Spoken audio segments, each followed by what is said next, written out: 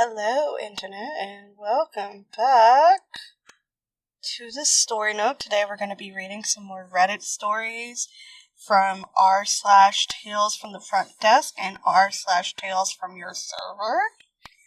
Because I'm off early, my husband seems to have a whole bunch of work, so I'm going to record in the car while I sit in this, random spot in the parking lot where I actually have some Wi-Fi access. Because hopefully none of my shit timed out. So, woo! Oh, that was a burp. Our first story comes from Tales from the Front Desk, and it's posted by Y'all Minya. I probably butchered that pronunciation. You couldn't even get me a one room on the first floor? And that's our title. I should probably start this off with some background. This guest has been a regular every week for about 2 months or so. He looks like he's probably 25 or so, and he works in construction. I don't want to be the guy blaming everything on homophobia, but he's kind of a good old boy, if you know what I mean. Yeehaw! He's been actively rude to me every time he checks in, even when I've gone above and beyond to help him out. I don't know what it actually is, but he doesn't seem to like me for whatever reason, and nitpicks everything, and gets into arguments over policy. I think he's newly promoted or something, because the first time he checked in, his 2 rooms were made with 2 different names, but with his card.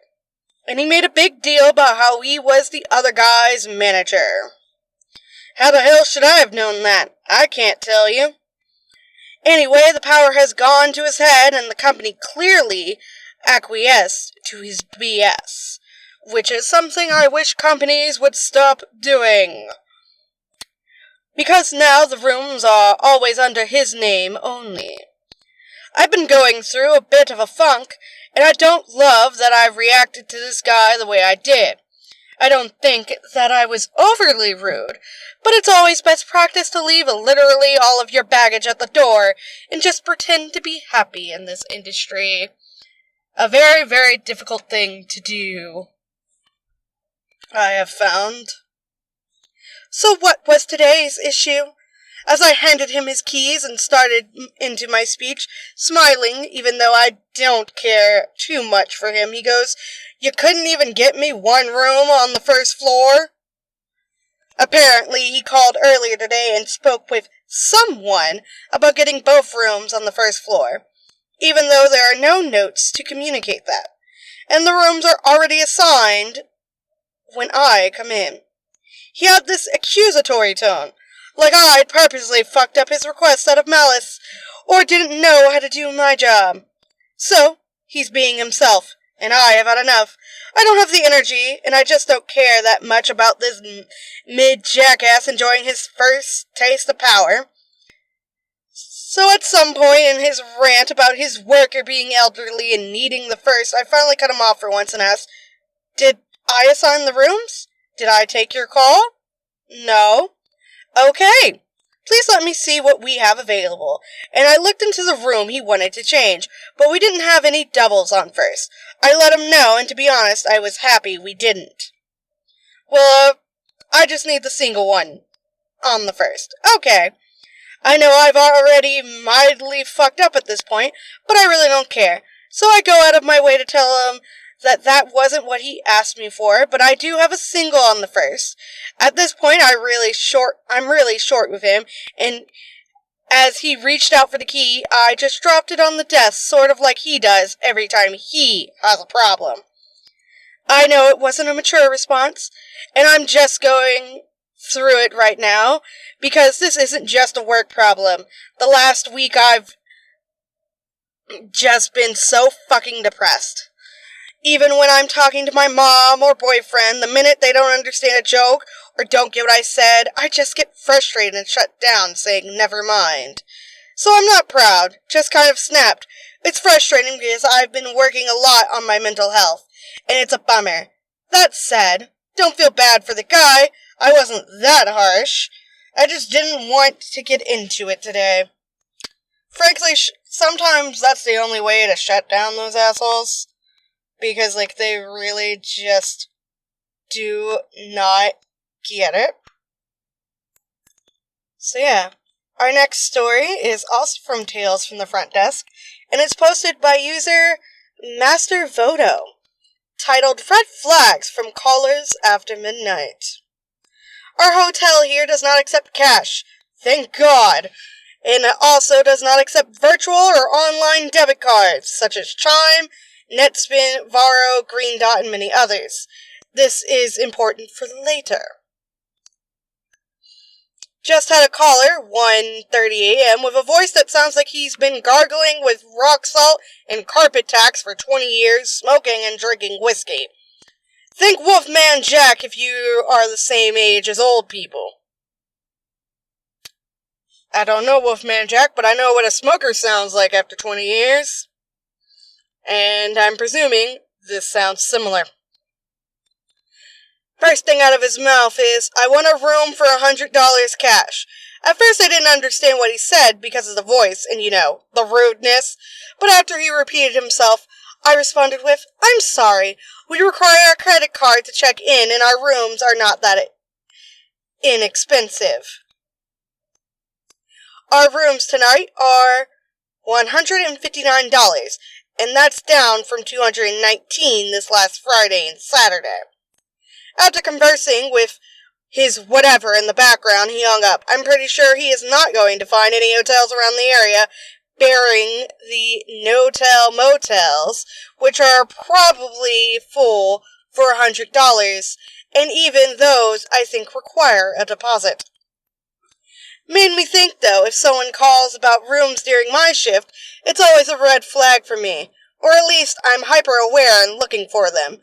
As a general rule, the kind of people who are calling, especially on a weekend, at 1, 2, 3 in the morning, aren't the people we want to cater to. Even more so if they are locals. We don't have an anti-local policy, and probably never will. This is not to say we don't get people who come in this late who are just fine. It's just that when the phone rings during this time, and it's people looking for a room, a part of my mind is like, what fresh hell is this going to be? I always make sure to tell whomever is on the phone the rate, and that we require a credit card, so that they don't end up driving here and find out that they can't afford it or don't have the correct form of payment. It usually works out well.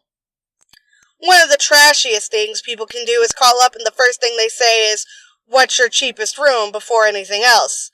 Does anyone else have phrases like that will put you on edge right away? Then there are morons who don't know how hotels work, and you have to but it's technically this day idiot trying to get 2 nights for the price of 1. Thankfully, going into the summer, the rates are going to be high enough here so that a lot of the people who say are just getting a room for a hookup, they meet at the bar or online, or just got kicked out of their house or whatever reason, etc., will look somewhere else to stay. That is true.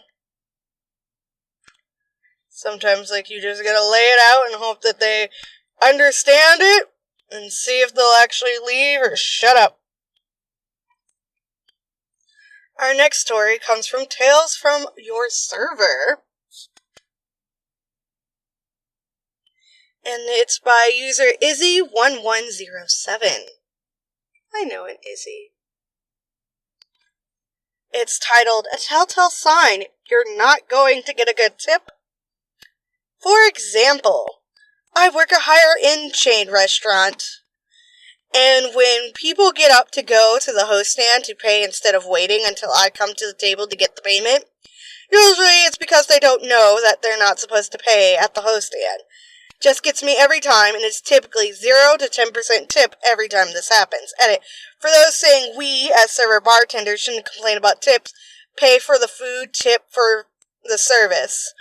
If you don't want to go to tip, go to somewhere where someone doesn't provide you with a service, and then clean up after you.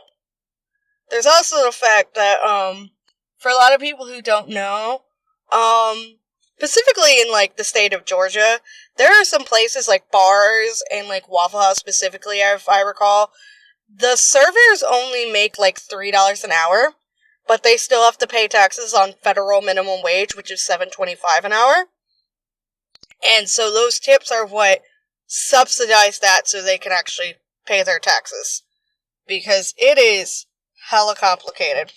But yeah, there's other, like, signs, like, you're not gonna get a tip, I'm sure. Like, I worked the bar at an arcade for, like, a year and a half or so. And I hated that bar. It was basically open the beer, pour it in the bottle, and pour it in the cup. Like, we didn't have any mixed drinks, luckily. Because otherwise I wouldn't be doing that shit, because I was mainly for the kitchen. I only went to the bar because the managers never wanted to fucking do it. But yeah, people are dicks, and there's probably, like, multiple signs that, you're not gonna get a tip. Our next tale is from Tales from Your Server, and it's posted by Rose Quartz Surfboard Tea. And it's titled, Table Tried to Dine and Dash, but I came out and did their birthday shout out right in time. My manager was a server on the floor tonight and had a large group that swallowed 2 of our tables. They brought their own cake and own ice cream, and we kept it cool for them in our fridge. They sent her to retrieve it, and she does. I grabbed our saddle and dragged it over, and we were suddenly all standing up. Some people left. And they were suddenly all standing up. Some people had left. It was definitely sus as shit, but whatevs. Doesn't matter. The show must go on. Of course, birthday person doesn't want to sit on the saddle, so I do it and do the birthday song and dance. Call them out by name and just draw a large amount of attention to them. It was awkward, of course. They still try to leave, and my manager luckily notices and gives the mom her check, and she doesn't leave her side. Not only were they using the cake and ice cream as a diversion to escape, but the mother was in on it. She tried to stall her payment, hoping my manager would get busy and leave her with the bill, as if we are not all aware of their intent by now. Safe to say, we will probably not be seeing them again. Yep. Because I wonder if, like, servers and managers, especially people in the service industry, for, like, Dine and Dashers, if y'all just, like, have, like, a hand sign to, like, motion to your other, coworkers, hey, Dine and Dash, possible? Get, like, a security or, like, a non-emergency officer on the line or something, just in case. Just have them go ahead and head out there to, like, get the footage or whatever. But yeah. Our last tale today comes from Tales from the Front Desk. And it's posted by user JaxShepard13. And it's posted, and it's titled, What's the One Guest That Ruined It for Everyone Else?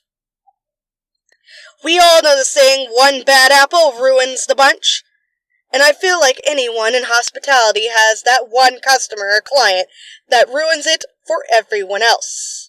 I remember mine, and he was slightly more traumatic than most. He came in one night, cold and wet, begging for a room, saying the police took his truck and left him to walk. This is believable where I live, as they tow cars for all sorts of things, and our police are very aggressive, and just needed somewhere warm while he tried to get some help. I caved. I was brand new to working night audits, a requirement to go into leadership training program, and just felt so bad for the dude.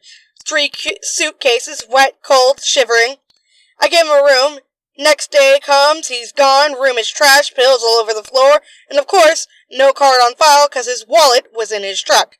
Never again.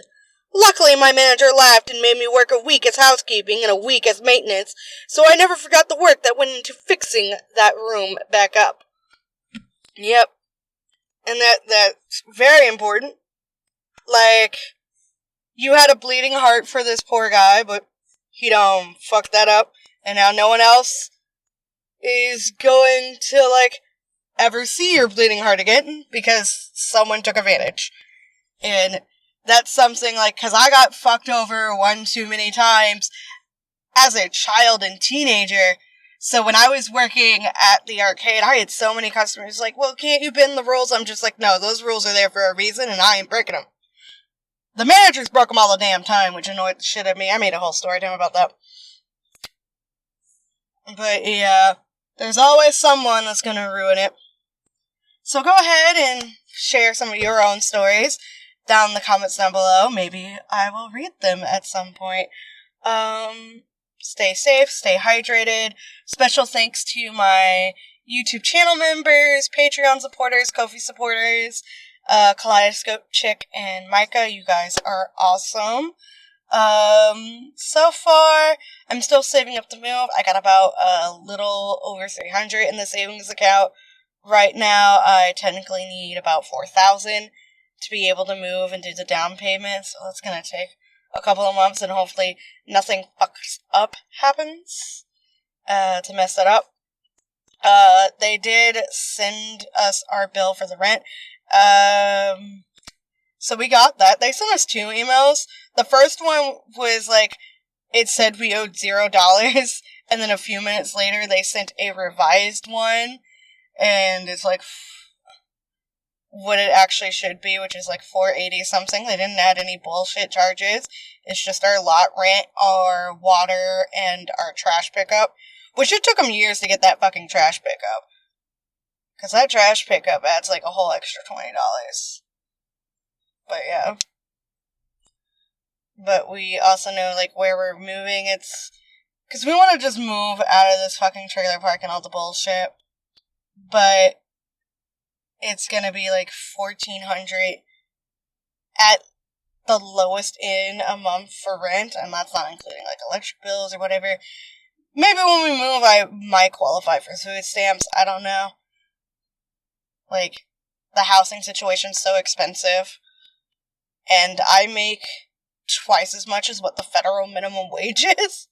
So that's hilarious, and I still can't fucking afford to fucking live in like a 2-bedroom house or a 2-bedroom apartment. And I'm just like, fuck off.